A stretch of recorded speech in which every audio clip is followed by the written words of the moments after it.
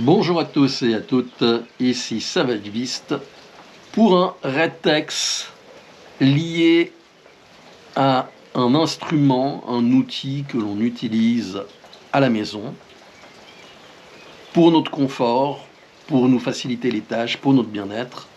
J'ai nommé la télévision. Non, je plaisante, c'est pas la TV. Je vais vous parler de la machine à laver.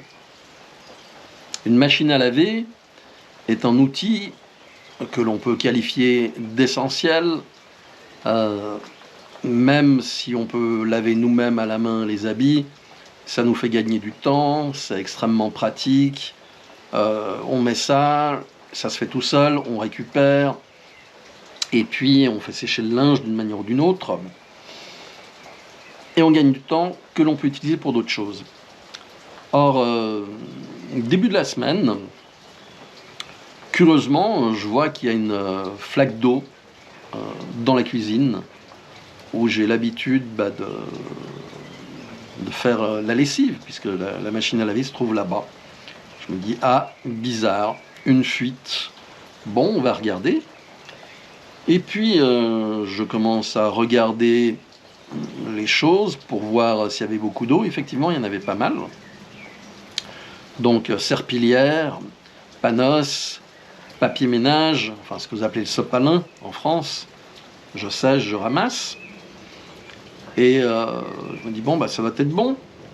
Je contrôle que le tuyau d'arrivée d'eau soit bien vissé, qu'il n'y ait pas de fuite au niveau de l'arrivée d'eau, donc depuis le robinet jusqu'à la machine en elle-même.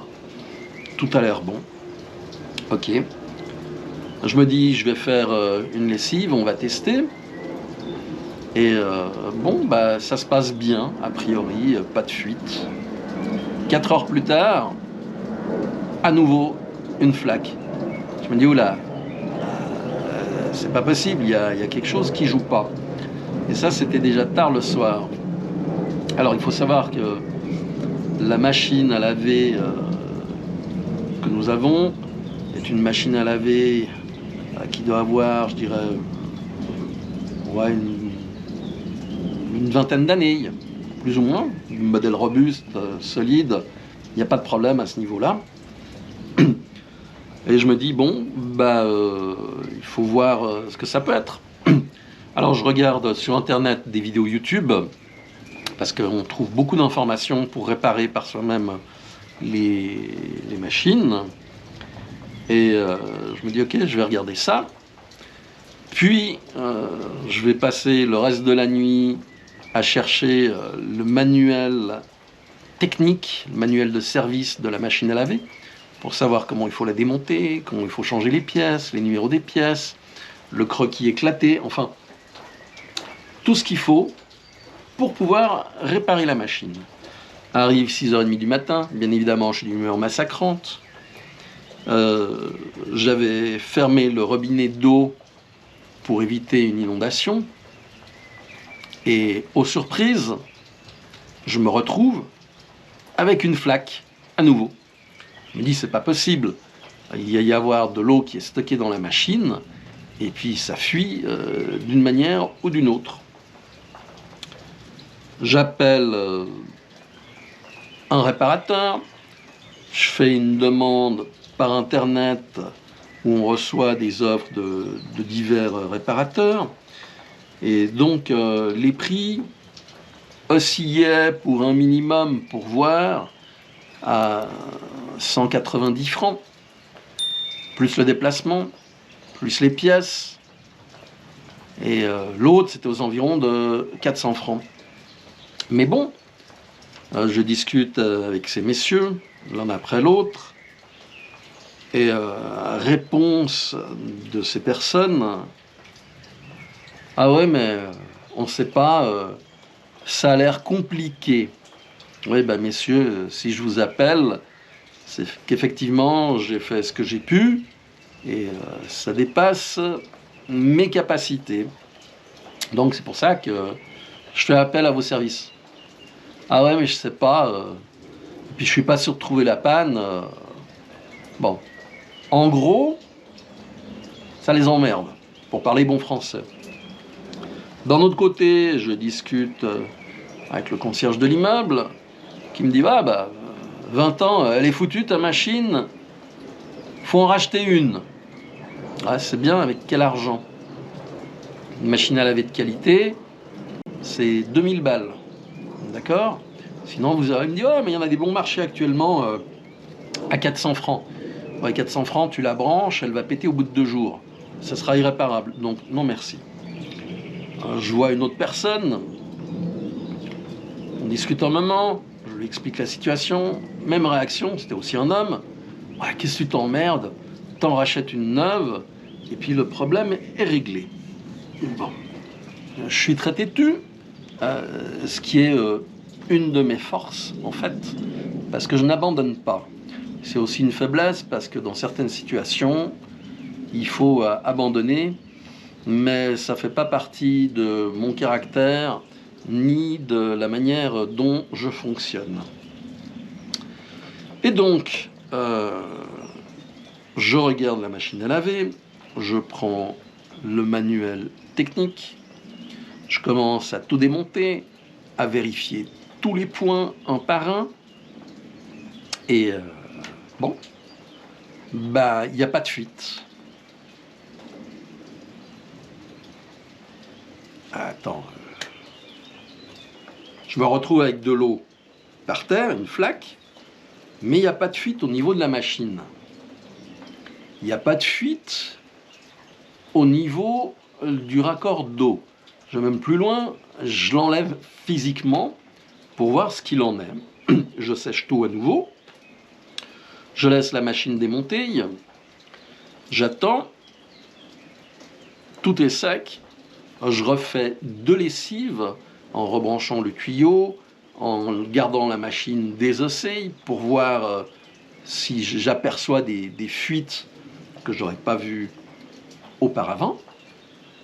Et non, tout se passe bien. Bon, je remets tout en place, je remonte tout, je repose la machine dans son coin. Et si j'étais vulgaire, je dirais nom de Dieu, de bordel, de putain de merde. Je me retrouve avec une flaque. Je me dis, ok, bon, on va recontrôler l'arrivée d'eau. Puis je vois qu'effectivement, il y a du calcaire dessus. Et dans le manuel technique, c'est précisé que si vous avez du calcaire à un endroit, c'est qu'il y a une fuite. Bon, ok, je regarde. Je démonte.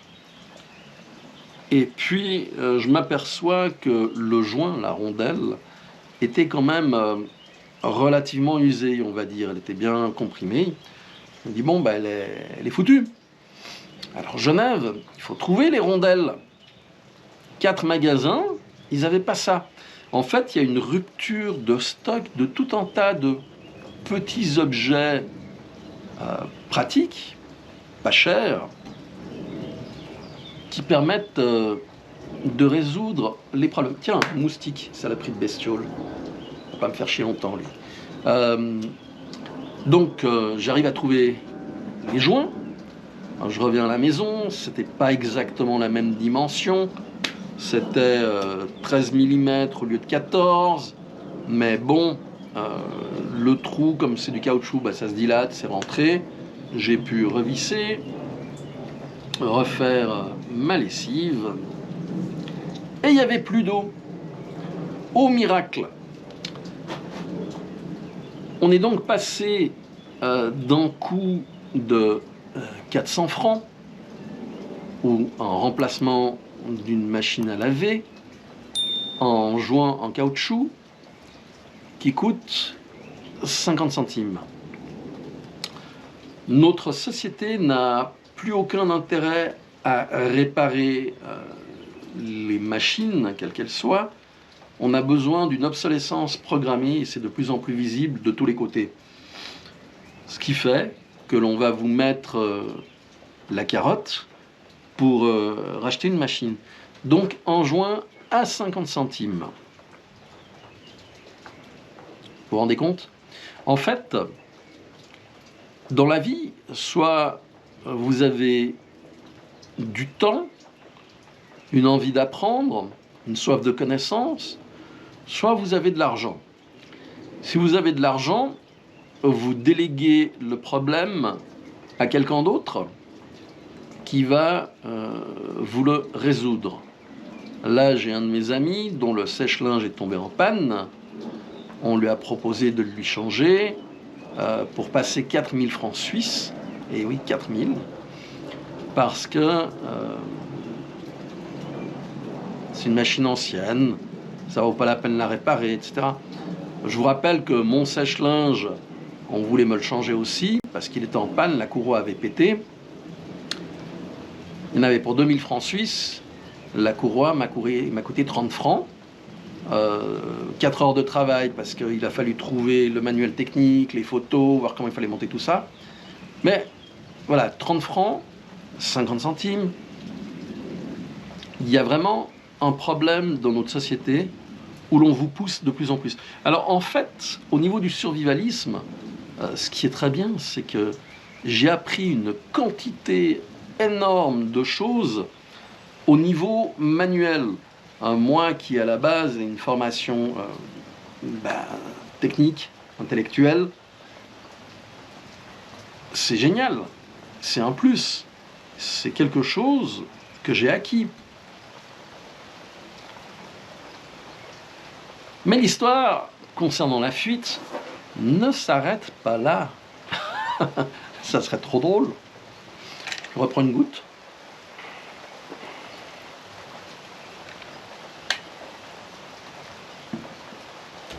Arrive le soir. Qu'est-ce que je constate? Il y a une fuite.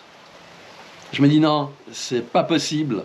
J'ai regardé partout, c'est impossible, ça n'existe pas, il n'y a pas d'eau. Je mets la main, bah oui, c'est étrange.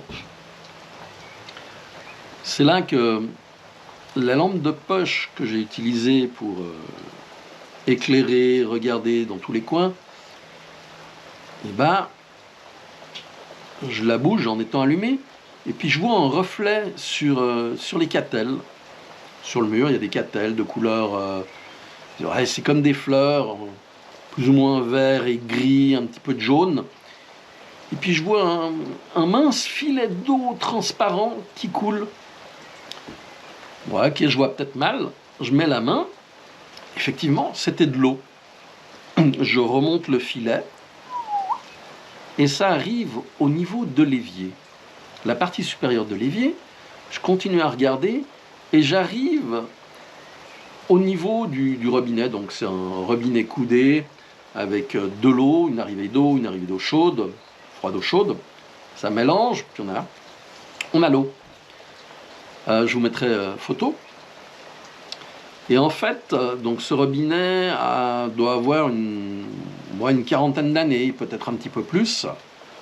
J'avais demandé à ce qu'il soit changé, mais comme la régie sont des rapias, ils ont juste changé les deux robinets avec les taquets et le joint, mais ils n'ont pas changé la pièce complète. Et la pièce complète, elle est indévissable, il y a un joint à l'intérieur qui coule. Alors, peut-être que ça sera réparable, je ne sais pas du tout, il faudrait que je regarde. Je n'ai pas forcément les outils pour le faire. Et ben voilà, en fait, ça fuit en continu. L'eau s'accumule sur la partie arrière de l'évier, qui est relevée d'à peu près 1,5 cm. Ça coule tout le long. Et au lieu de descendre dans l'évier, ça ruisselle sur les catelles et ça s'accumule sur le sol, au-dessous de la machine à laver. Magnifique, isn't it? Alhamdoulilah, Babar est grand. J'ai trouvé la solution. Un joint de silicone sur l'évier et l'eau est déviée. Comme quoi, il faut être extrêmement observateur. Parce que les causes les plus évidentes ne sont pas forcément les bonnes. Là, j'ai perdu un total de 2 jours et demi et une nuit pour apprendre, trouver l'information, trouver les pièces de rechange, faire des tests et finalement, pour me rendre compte que le problème venait d'ailleurs. En définitive, c'est pas mal. Ça m'a permis donc de faire un check complet de la machine. Elle est bonne. De vérifier la tuyauterie, de changer un joint qui était un peu limite. Donc, que du bénéfice. Mais une sacrée mauvaise humeur. Ça, je vous le garantis. N'oubliez pas, soyez prêts face à l'imprévu. Et je vous dis à très bientôt. Ciao!